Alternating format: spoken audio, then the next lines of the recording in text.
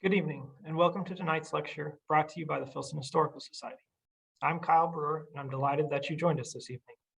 Before this presentation by Mel Hankla, Into the Bluegrass, Art and Artistry of Kentucky's Historic Icons. Hankla attended Western Kentucky University, earning a Bachelor of Science degrees in Agriculture and Wildlife Management and Ecology, and a Master's in Administration. In 2010, he completed an Educational Doctorate in Education Administration.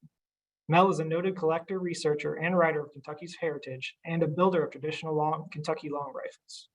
Hankla is active in many cultural heritage organizations and serves on the boards of several renowned museums. I will return to moderate questions after the presentation as time permits. Please join me in welcoming Mr. Mel Hankla. Sure is an honor to be here. I wish we could be doing this in person, but I guess this is I don't know if it's the next best thing or not, but anyway, I'm really glad to be here. And what I want to talk to you about is about 30 years of my life.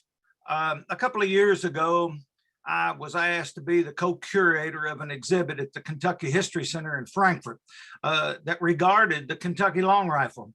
And I was working on a catalog, and the next thing I knew, I had 200 plus pages of a book written. So that's what I want to talk to you about tonight and give you some explanation of just how my thoughts progressed with that. And at this time, I'm going to share my screen with you.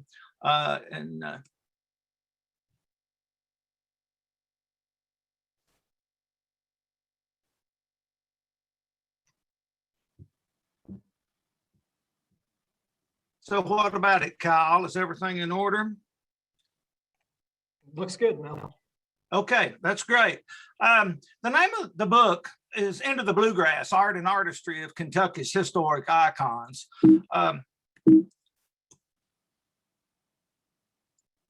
You tell people that you're writing a book, and you know, it's like they don't understand what you're doing till you hand them this book. So when I tell you that I've done a book, folks, it's a book. It weighs 6 pounds. It's 355 pages, over 500 photographs, and I needed every page.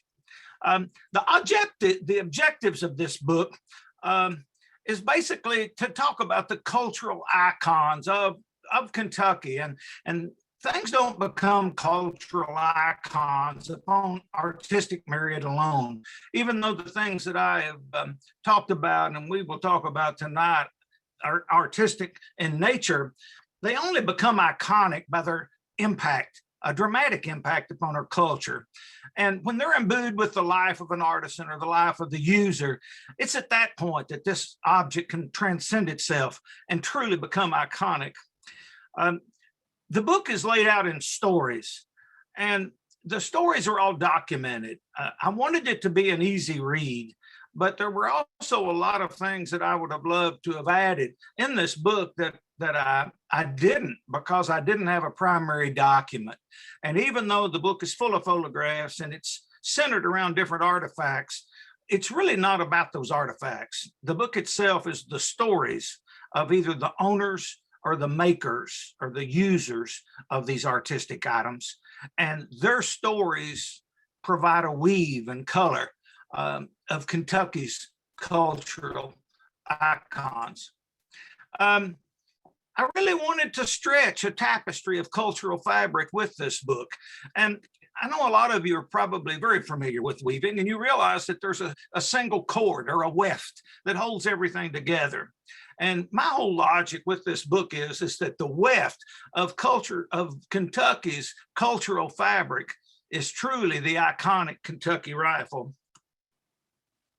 Richard Taylor, which I'm sure a lot of you know, he's a past poet laureate of the state of Kentucky. And I had asked him to write the introduction for my book. And I was so glad that he agreed to do so. And, you know, it was really a wonderful thing. He wanted my manuscript long before it was done, long before that it had went to the editor. But anyway, I presented it to him anyway, because he felt like that he needed it to get started on the introduction. And when I got his introduction back, I was so delighted, because up until that time, I really wondered if people would get it. I really wondered if my words would come together and it would be understood exactly what I was trying to say. But he put it so well said. And one of the quotes that he used in his introduction that I think was brilliant, he paraphrased a letter that John Adams wrote to his wife Abigail in 1780.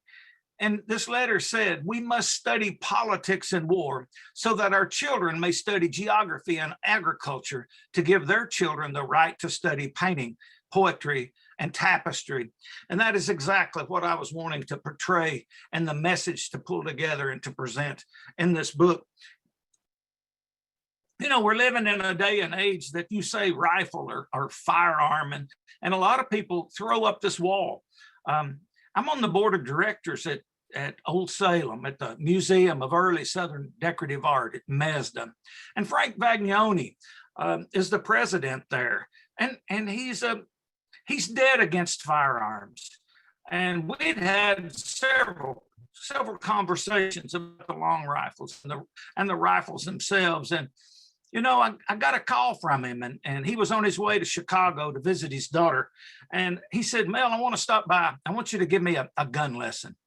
And I kind of chuckled to myself. But once he was here, you know, I took a muzzle loader down off of the wall that was made in 1760. And really what I was going to tell him was try to explain the evolution of the American long rifle. And the first question is he asked me, he said, "Okay, how do you load this thing?" And I showed him how that you would set it on the ground and you would take and measure out a precise measure of gunpowder.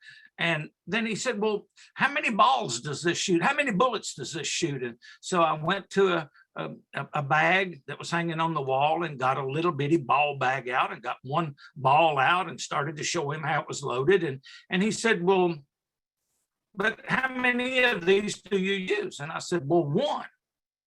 And he said, "So you're telling me you've got to set this down, measure the powder, then put this ball in?" I said, "Well, yeah, but I've got to put a patch around this ball before that I can put it in." And all of a sudden, it was like an epiphany, not only for him, but for me. He had no idea the ramifications of the American long rifle or how it was used. And I know in our conversation, he basically said exactly the quote that you're seeing on the screen. He said, "The Kentucky rifle should be recognized for aesthetics, for its beauty, its artwork, and not for deadly function. Its historic use and complicated mechanics of loading in no way relates to the reputation of firearms in today's society."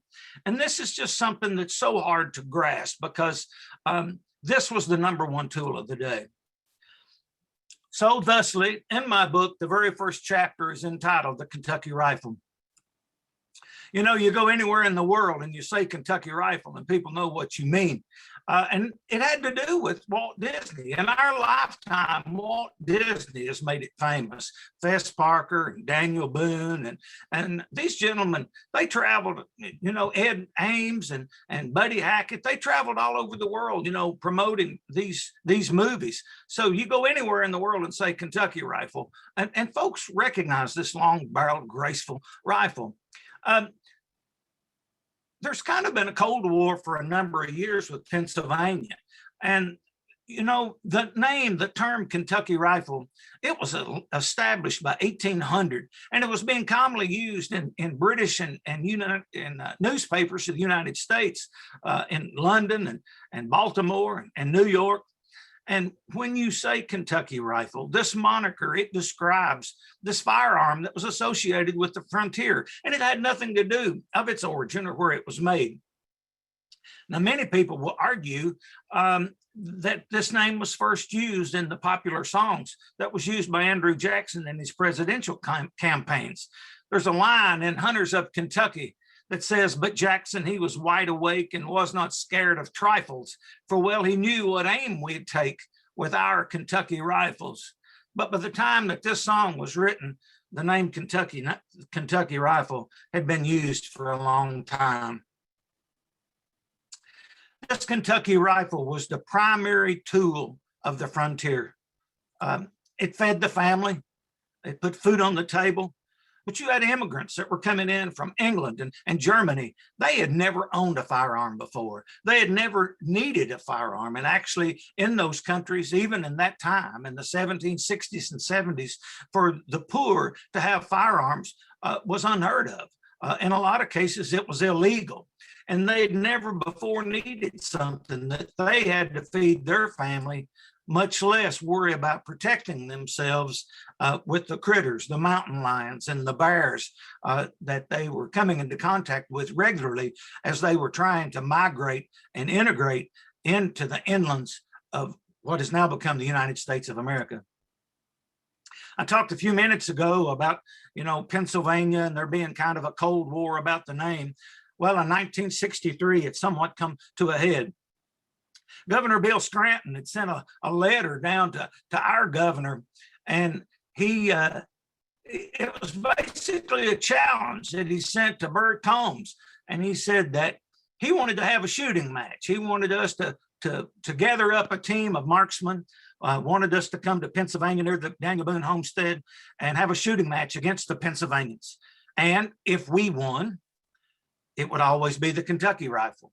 But if the Pennsylvanians won, for forevermore, it would be called the Pennsylvania rifle. Well, this was the beginning of the Kentucky Corps of Long Riflemen. And I'll not go into the names of these gentlemen. Some of you may recognize some of these men. Of course, a good number of them has now went on to the happy hunting grounds. But they went to Pennsylvania and they promptly beat the Pennsylvanians. And the trophy that they were handed was this Kentucky long rifle that was dated 18 and 14 and made by Jacob Root. However, soon after this match, just immediately after it was over, the Pennsylvanians wanted to go double or nothing. So about 3 weeks later, the first Daniel Boone Festival was held in Barboursville, Kentucky, and the Pennsylvanians came to Kentucky, and we promptly whipped them again. So as far as I'm concerned, the name shall be Kentucky Rifle. This was a treasured trophy for many, many years. Here it is hanging in the governor's office in 1963 when Martin Luther King and Reggie Jackson were there and discussing some things of the day.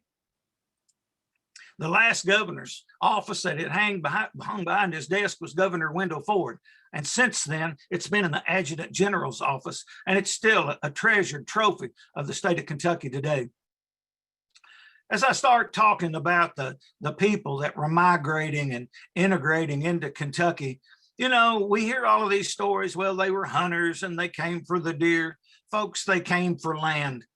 These people had never been able to own land before. So one of the first relics that I wanted to, artifacts that I wanted to feature was this wonderful silver-mounted compass that was made in Bardstown, Kentucky by silversmith Jonathan Simpson. And it's wonderfully engraved and dated Kentucky 18 and 19. Moving right along, one of the greatest journalists of that day was a gentleman by the name of William Calk. And as I was talking earlier about these historic icons of Kentucky, a lot of these icons are people, not only just the artifacts that they used. But William Calk, his journal is in the Kentucky Historical Society. He basically founded the little town of Mount Sterling in Montgomery County. This tall case clock that's featured belonged to him and descended in his family. And his journal on the right is at the Historical Society. One of the neat things about it, Calk come into Kentucky with Daniel Boone. And when everyone got to Boonesboro, which was going to be the new capital of Richard Henderson's Transylvania, they started drawing lots to see who was going to get which particular lot of the little town of Boonesboro.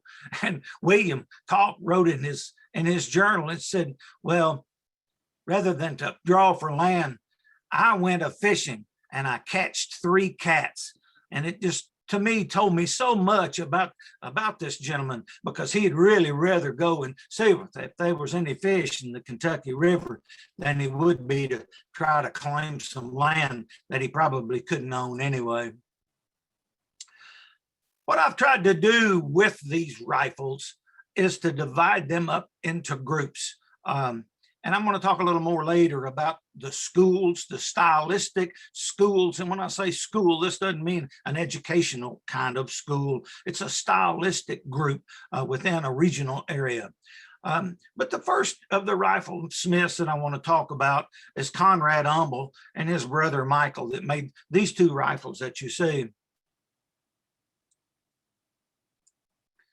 On the left is Conrad's long, graceful rifle. You can see the beautiful carving down behind the cheek piece. You can only imagine what it took to produce either one of these rifles in the 1780s and 1790s with no electricity, no artificial lightings or lamps, no sandpaper. All of the tools that they were using, they had produced by hand. But moving right along, another one of our icons is Simon Kenton. You know, and I worked with the Kentucky Humanities Council for over 25 years, doing first-person interpretations of Simon Kenton and George Rogers Clark. And I guess I've almost spent my life, if you will, preaching the virtues of Simon Kenton. And not to put Daniel Boone down in any way, but Simon Kenton did everything just as much, was just as important to the settlement and the westward expansion of America as Daniel Boone. He just didn't have John Filson as a press agent and write about him during the day. Another one of our grand heroes of Kentucky is William Whitley. I'm sure some of you have been to Whitley's house, which is in Lincoln County, and it is now under the auspices of the Lincoln County Historical Society. You'll notice in the front of the building, it says WW for William Whitley. Not only is the architecture of the outside of the house artistically fantastic, so is the inside. Either end of the house is decorated with the checkerboards of glazed headers, the same that was used for the WW on the front.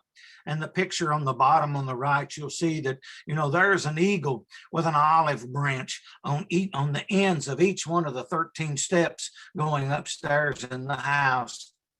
But to me, the most important inscription on the entire house can barely be seen, and it's in the photograph to the upper right-hand side.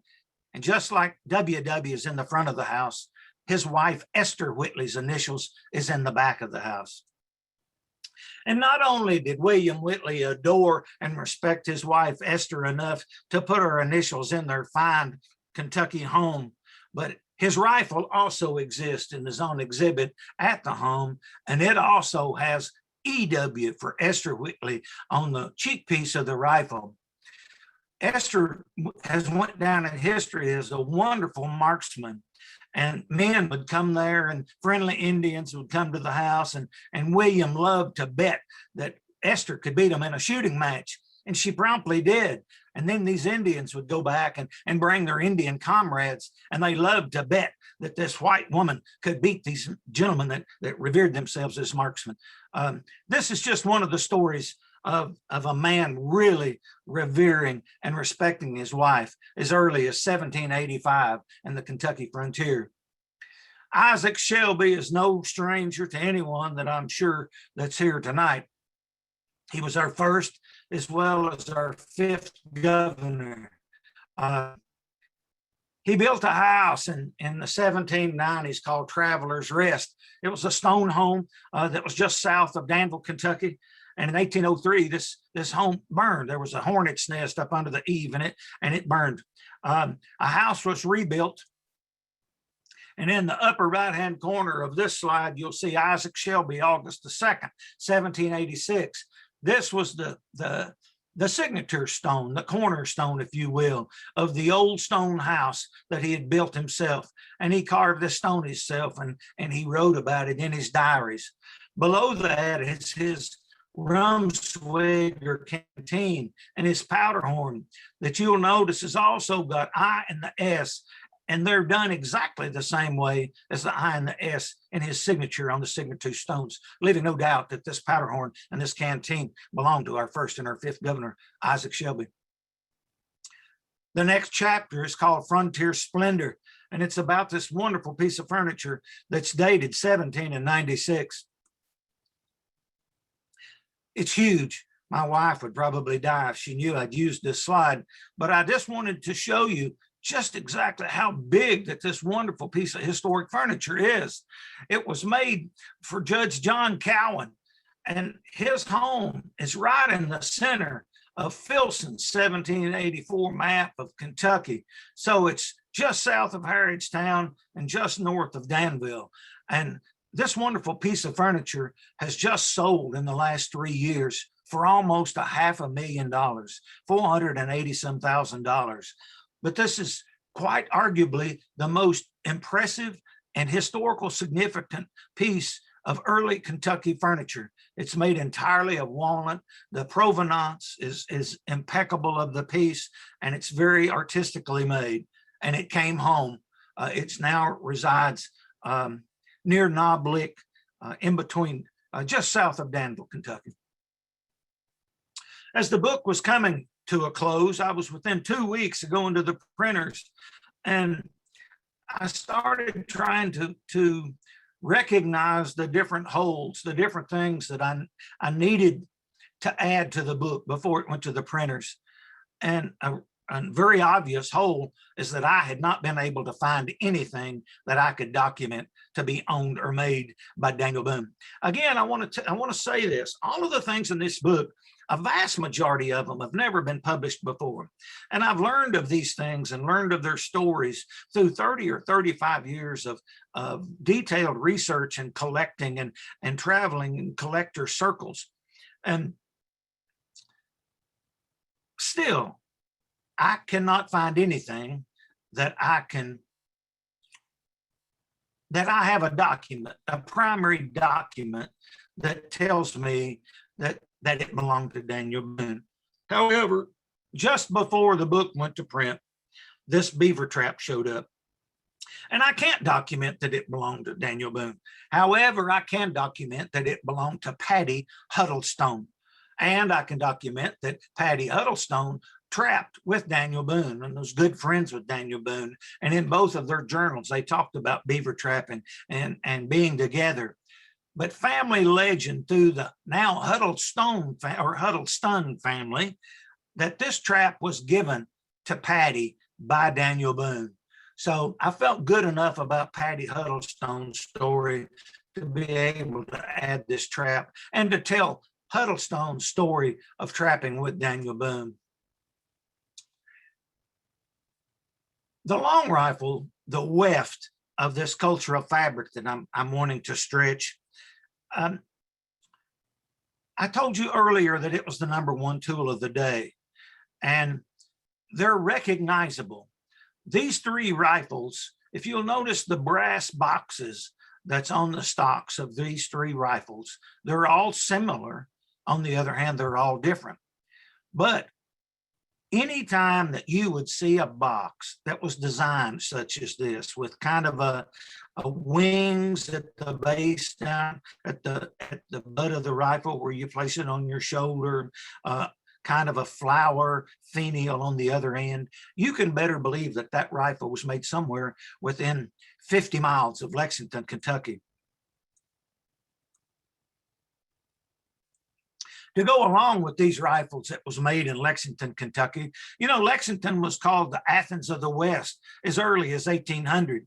So you had the Bryan family that had, at Waveland Plantation, they had been the first to design the patch boxes that I showed you a few minutes ago. However, if you were going to have this wonderful artistic rifle, you better believe you're going to want a wonderful engraved powder horn. A gentleman by the name of Francis Tanzel moved into Scott County about 1798. And by 1800, 1801, he was building wonderful engraved powder horns.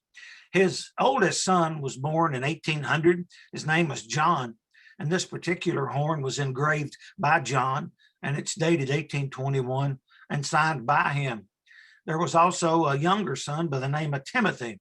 To give you some idea of the rarity of these items, this particular horn, there's probably 20, maybe as many as 25 of Francis Tanzel's powder horns, John's powder horns, maybe there's 50. In 1827, they moved to Hendricks County, Indiana, and the younger son, Timothy, that was born in 1809, there may be as many as 300 of his horns known. Okay, Bardstown Rifles and their makers. The same way that there was a group of rifles that was very recognizable to Lexington, Kentucky, there were in Bardstown as well. Now, this slide might come to some shock, and I hope it does. On the other hand, I'm going to say that about any of you that's over 50 years old, if you met this car coming down the highway, you'd recognize it as a 57 Chevrolet. Also, if you'd met a 55 Ford, you would recognize it as well.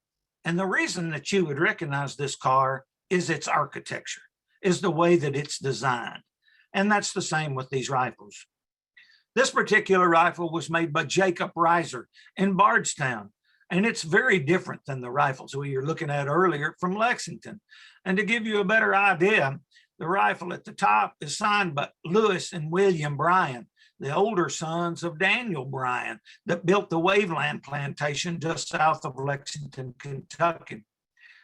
The rifle on the bottom is signed by Jacob Reiser, and it was made in Bardstown. You know, and at one quick glance, the difference in the patch boxes, as well as the architecture of the buttstock and the triggers, you can recognize this relatively quickly.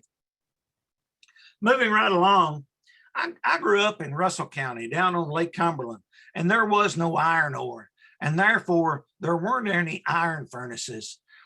But you know, I'd loved this Rudyard Kipling poem for so many years, and it reads, "Gold is for the mistress, silver for the maid, copper for the craftsman, cunning at his trade. Good, said the baron, setting in his hall, but iron, cold iron, is master of them all." And indeed it is, because when people were crossing the mountains, this wonderful barrier of the Appalachian Mountains, they couldn't bring the iron items they needed. They couldn't bring the large 10 and 15 and 20 or larger gallon iron kettles that they needed to either cook food or to boil salt or to, you know, to tan hides for clothing and other things. But this particular iron furnace was fired for the first time in 1790. It's just off of I-64 near Owensville, Kentucky. It was called the Bourbon Iron Furnace at the time. You know, I knew that when I wrote the book that there would be things that would surface after the book had went to print that I wasn't aware of that would have been wonderful for the book. And this particular painting of the Bourbon Iron Furnace that was done in 1806 by noted Kentucky artist George Beck. I discovered this painting, and I would have loved to have had it to have went in the book, but you can see that it was a village, and these iron furnaces that are scattered all over, not only Eastern Kentucky, but Western Kentucky as well, anywhere that there's iron ore. You know, there was a whole cast of characters that it took to fire these. You had to have someone that was cutting timber and turning it into charcoal, and people that was bringing in the iron ore, as well as carrying out the iron produce. Andrew Jackson, it is documented that Andrew Jackson ordered and purchased nearly all of the ammunitions for the Battle of New Orleans from the Bourbon Iron Furnace near Owensville, Kentucky. And every time that I look at this engraving of Andrew Jackson and I see those cannonballs laying on the ground, I can't help from believing that they were cast at the Bourbon Iron Furnace. And since the War of 1812 and the battles of New Orleans, as long as it was in operation, and even the locals there now call it the Old Thunder Mill. You know, when you say George Rogers Clark, I'm going to say half the people that I talk to immediately think Lewis and Clark. George Rogers Clark was 18 years older than his little brother William of the Lewis and Clark Corps of Discovery. You know, I traveled with the Kentucky Humanities Council for a number of years telling George Rogers Clark's story. And students, whether they're 8 years old or 80 years old, the percentage of people that had no idea that George Rogers Clark founded Louisville, Kentucky, it was really stunning to me. And there's very few people that realize that George Rogers Clark, with 170 men, enlarged our nation by double.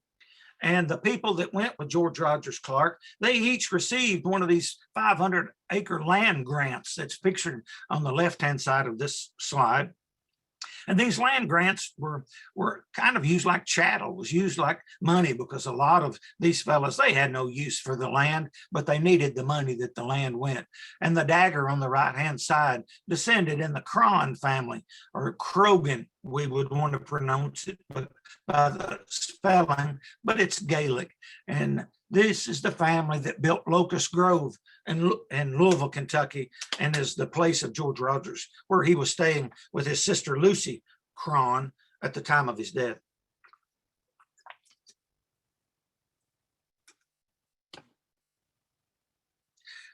I included this wonderful Lexington mantle in the book because of fire.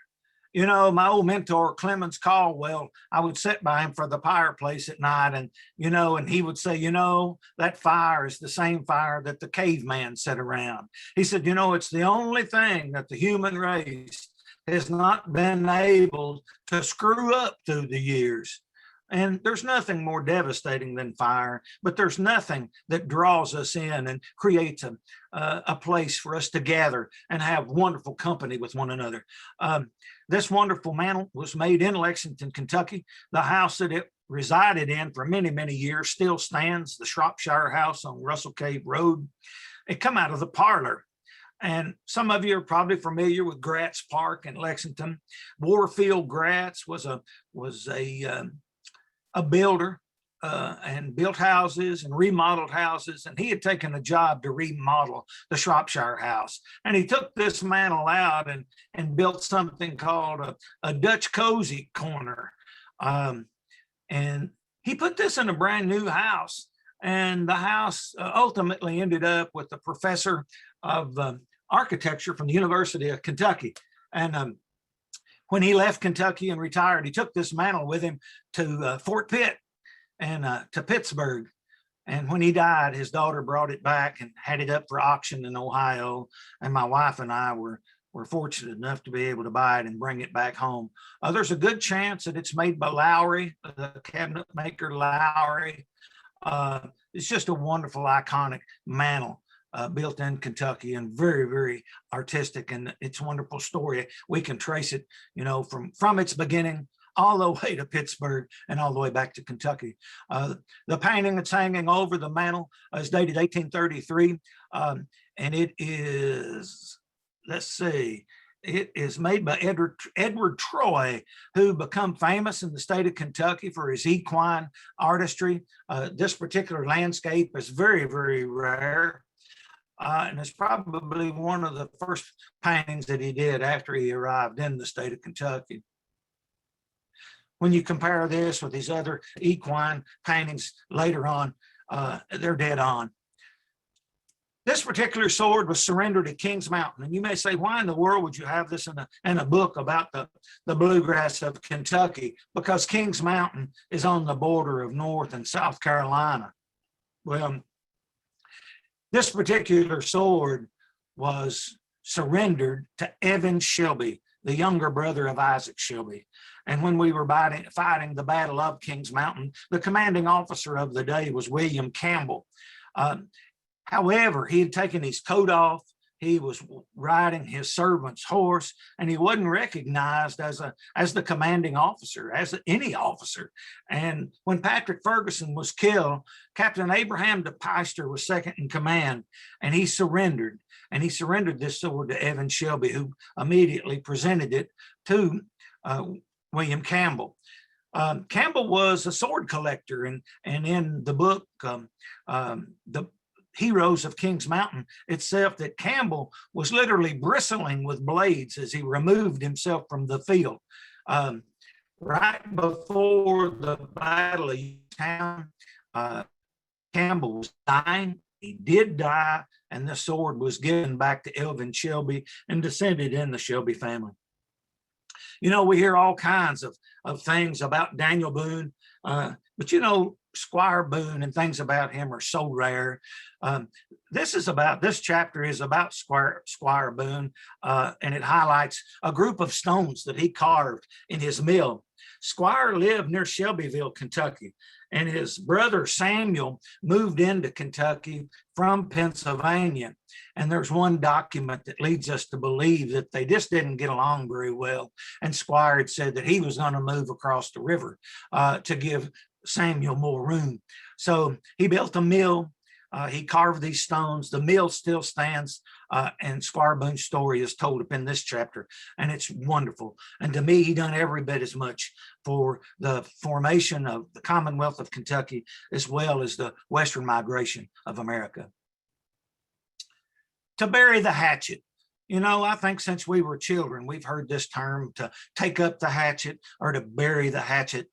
And what this was in regards to was the tomahawk. I talked earlier about Meriwether Lewis and William Clark and the wonderful Corps of Discovery. You know, the Clarks are called the Remarkable Clarks because you had George Rogers Clark with 170 Kentuckians that enlarged the United States by double. And then you've got his younger brother, William, with Meriwether Lewis, double the size of our nation again by exploration. But they had enough knowledge that they took over 50 pike tomahawks with them to trade to the Indians, to be able, it was symbolic, and it had been symbolic with the Indians since very early, all the way back we can document to the late 1400s. This particular tomahawk belonged to Meriwether Lewis. It was with him when he died along the Natchez Trace, and it was sold at Cowan's Auction Company for an undisclosed amount about 5 or 6 years ago now. It's just exquisite. It's undoubtedly one of the greatest artistic artifacts in existence of Kentucky's history today. You know, there's all different splashes of color in this tapestry of cultural fabric that I'm wanting to paint, not only verbally, but through photographs. But so much of the furniture that we've studied is in and around Lexington, Kentucky. There's some furniture in and around Louisville, but when you start going further west, it gets slim and far between. This particular desk was probably made in Bowling Green. It descended in the Hobson family of Hobson Grove of Riverview Plantation that's now a golf course and belongs to the city of Bowling Green. Just an exquisite piece of early Kentucky cabinetry using curly maple veneers, and it's in such great shape it's even got its original felt writing pad. Reuben Mock was a gunmaker, and his tall case clock kind of happened as discovered by accident. The clock is signed by Samuel Ayers in Lexington, Kentucky, and this is the only curly maple clock that anyone has ever found in the state of Kentucky. The vast majority are made of cherry. There's some that's made of walnut. So when this clock first surfaced, people immediately thought that the works perhaps had been put into a secondary case, that the case wasn't period to the clock. However, when we delved in, took the face off of the clock, we find upon the works that the clock was repaired by Thomas Ayers, the son of Samuel Ayers, and it says owner Reuben Mock. Well, Reuben Mock was a gunmaker. And if you'll notice the color and the stripe of this wonderful rifle that Reuben Mock made, when you compare these two together, there's a good chance that the wood that's in this wonderful long rifle is the same tree that Reuben's clock was made out of. And I do think that perhaps at the very least, I think Reuben Mock produced or had supplied the wood for his tall case clock, and he may have very well made the case as well. Just another wonderful artistic icon of Kentucky. But the story of Reuben Mock and Samuel Ayers and his son Thomas Ayers are told in the book. The drawing on the right-hand side is by Raffinesque, a French botanist that come through. And this original drawing of Samuel Ayers is at the Transylvania Library. When I produced this chapter and sent it to my editor, he said, you know, this says early Smiths of the Bluegrass. He said, I'm afraid people are going to think that you're talking about the family of Smiths. And I said, well, he hadn't seen the picture at the time. So we produced this wonderful picture of Asa Blanchard's tea set and Edward West sugar tongs and Thomas Marsh's beaker and the ladle at the bottom is by Samuel Ayres, the same gentleman that made the clock that we had just talked about.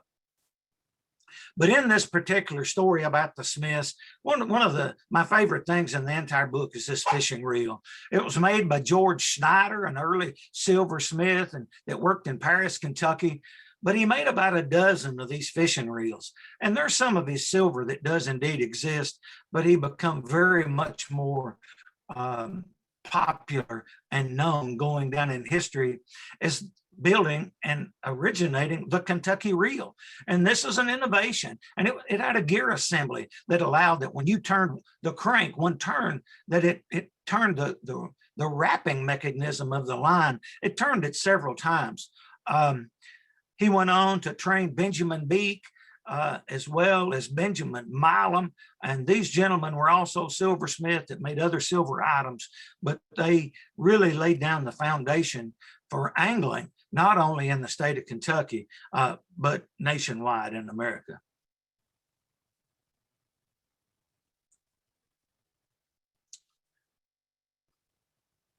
To me, this is one of the most important chapters in the book, and it's about the women of Bryan Station.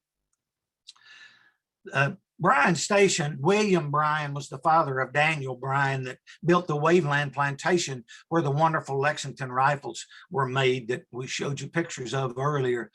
But it's hard to see in this engraving, but perhaps you can see that the women are down and they're scooping up buckets of water. You can see a ford in the distance, and skulking back in the woods, there's a group of Indians. The scouts had realized that the Indians were back in the woods and somewhat getting ready for an ambush for the fort. They realized that they were running out of water, and that if these Indians did indeed, you know, the Indians were waiting for another group of frontiersmen to come in because there wasn't a lot of people at the fort at the time, and they wanted to do as much damage as they possibly could. But anyway, the woman on the right, her name is Mary Polly Hawkins Craig. And she was one of the elder ladies there in the fort. And she led and ensured this group of women that these Indians didn't want to harm the women, that what they were wanting was to take the entire fort and to do as much damage with the men and leave as much carnage as possible. So she led the ladies down to the spring to gather water, every bucket, every noggin, every tub, anything that they could have. But she's got a wonderful story herself. Mary Polly Hawkins Craig was the mother of Elisha Craig of bourbon fame. Elisha's given credit for putting the first bourbon whiskey in charred barrels. Well, the powder horns that I showed you earlier, Francis Tanzel made this powder horn for William Craig, Mary Polly Hawkins Craig's grandson, who was the son of Elisha Craig. And William Craig was a surgeon, and he went to the Battle of the Thames. And one of the things I forgot to mention earlier when we were talking about William Whitley, Whitley at 64 years old answered the call of Governor Isaac Shelby, and he went with over 2,000 Kentuckians to Canada to once again fight the British in the War of 1812 at the Battle of the Thames. Isaac Shelby was killed during something called the Forlorn Hope. Richard Mentor Johnson had called for a group of 20 volunteers, and it was a suicide mission. But they knew that if they could break through Tecumseh and his Shawnee forces, they would be successful and would be able to take and win this battle. At the first volley, 16 men of the 20 were knocked off of their horses. And I'm sure William Craig was carrying this powder horn as he worked and tried to save as many of these men as he could. The women of Bryan Station, the monument there is simply spectacular. I was honored to be invited to come to the rededication on August the 4th in 2019. This monument is within sight of where the fort would have been. It's basically at the same place in the spring where the ladies come down and gather the water to take back up to the fort. The Daughters of the American Revolution, I'm sure some of you in the audience are DAR members. I may be wrong, but I think the DAR was founded in 1794 or 5. I think they had only been in existence a couple of years. And this was the first monument that was built by women for women. And it was built and presented by the Daughters of the American Revolution for the women of Bryan Station. A wonderful statement and monument to the importance of the women in frontier Kentucky. One of the most collectible items in Kentucky antiquities these days are chairs that were made at the Kentucky Penitentiary. Never before published, this watercolor was painted in 1813 by a British officer. He had been released, but documents tell us there was as many as 15 more British officers that were being held in the Frankfort Penitentiary at the time. And it is so detailed. It has even been speculated that this watercolor had been done as a way, perhaps to act as a map for escape if they needed to. Penitentiary chairs, kind of like the rifles, whether they're in Bardstown or whether they're in Lexington, they're very identifiable by this continuous arm and by their style. You can follow them through the years of when they were made. The chair on the left was probably made in the 1820s. The child's chair, the high chair, perhaps a little earlier than that. But it's a wonderful icon of Kentucky, that and the story of the Kentucky Penitentiary and the people that built these wonderful chairs is just a huge part of the book. An almost unheard of Kentucky artist is called the Guilford Lemner. And this particular artist, originally, they've called him the Guilford Lemner because the first 30 or so of his artworks seemed to surface and be identified. They started gathering them together in Guilford County, North Carolina. But in the last few years, we have come to realize that his earliest work, starting as early as 1818, were done in the Bluegrass region of Kentucky. This particular image, as well as these two of Joseph Hardaway and his wife, Polly Hardaway, that are dated 18 and 18, have never been published before. And we now have over 31 of these folk art pieces, these portraits, watercolor portraits, by who we're still calling the Guilford Lemner, even though he got his start in the Bluegrass.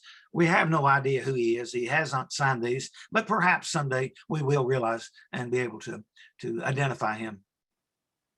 On a sad note, this wonderful sampler, a poignant piece, was made in 1835 by a little girl by the name of Marianne Wade. It's obvious from the verse that she had embroidered on this sampler that she knew she was dying and she was leaving this wonderful heirloom for her, this keepsake, if you will, for her parents and her brothers and her sisters to remember her by. She died at 8 years old, and this was done in Cumberland County, Kentucky, and she is buried in a little cemetery in the little wide spot in the road called Marrowbone. Captain Jack Hart was an African-American pioneer. He was the enslaved man that belonged to Nathaniel Hart. And from my research, it seems that in this particular period of time, in the 18th century and up to the 1790s and 1800, oftentimes the enslaved, they were more like family members.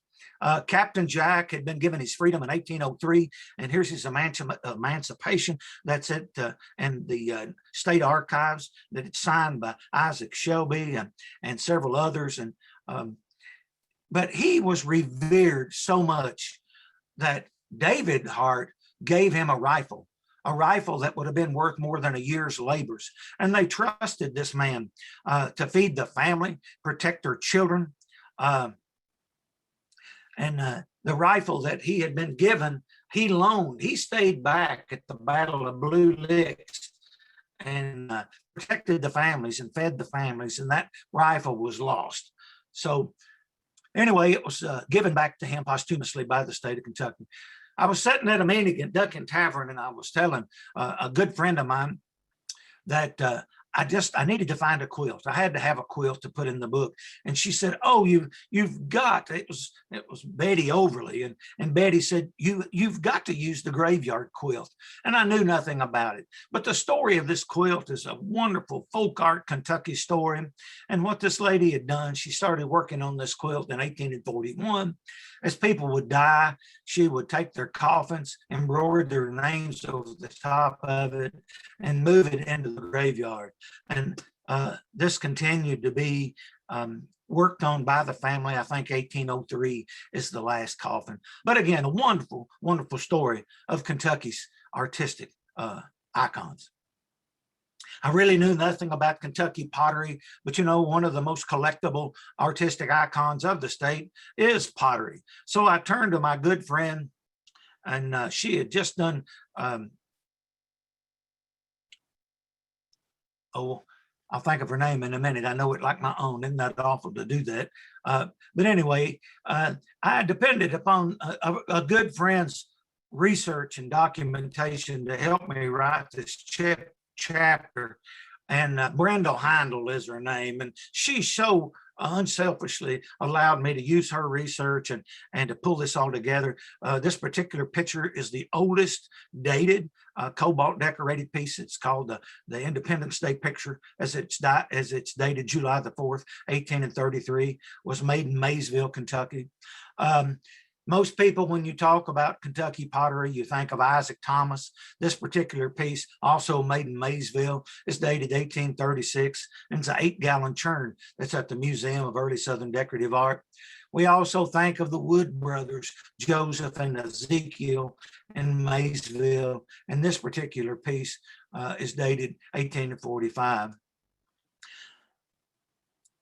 I was in 4-H when I was young, and I feel like it was one of the best educations that I ever got. And I know when they would coach us in doing speeches for speech contest and for demonstration contest, they would always tell us, when you start, tell your audience what you're going to tell them. And then you tell them. And then at the end, you tell them what you told them. So really, that's what this slide is doing.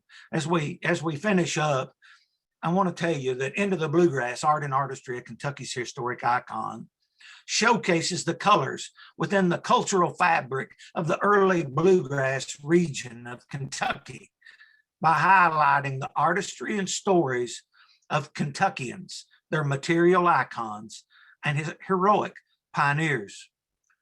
And that brings us to the last chapter of the book, which is indeed entitled Tapestry of Cultural Fabric. The piece of furniture, this sideboard, was made in Frankfort, Kentucky about 1790, and it's easily identified to Frankfort by, again, its architecture, the same way as that 57 Chevrolet, as those rifles from Bardstown, as those penitentiary chairs. It is recognizable because of its stylistic architecture. The painting above it is by Joseph Henry Bush. It's of his little niece, Nanny, and Bush was an artist from Louisville, Kentucky. The miniature sugar chest that's on the left on top of the sideboard is from a group that is identified between Columbia, Kentucky and Greensburg, Kentucky. The pistol that's sitting there belonged to William Crabtree, whose family settled in Russell County, Kentucky. He was one of the officiating officers at the Battle of Kings Mountain. The pottery is by Isaac Thomas. The 4 silver beakers are by varied silversmith. One's by TK and BB Marsh, and I think another one is by George McDonald out of Mount Sterling. But the big water picture in the middle is by Lexington and Kentucky's most noted silversmith, Asa Blanchard. The small portrait on the easel is on ivory, and it's by Matthew Harris Jewett. Again, Kentucky's probably most celebrated artist. The powder horn that's in the chair, the little Kentucky chair on the right-hand side, come from the Robertson family in Russell County, Kentucky. And the little chair was collected by Mrs. Eleanor O'Rear, one of Kentucky's earliest collectors. And this was a chair that she gathered when she was a little girl.